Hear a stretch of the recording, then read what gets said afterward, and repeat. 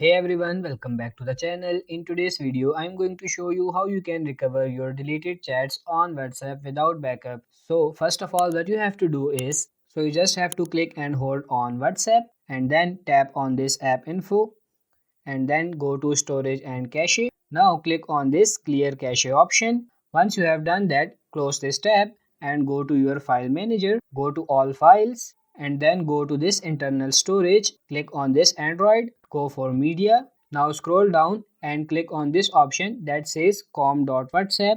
Then select WhatsApp and go to this databases. Here you will see a lot of files. So all you have to do is select all these files, then copy them. Now go back to the previous folder and go to backups and paste all those files here. And that's it. Once you have done that, your all deleted messages on WhatsApp will be recovered without backup.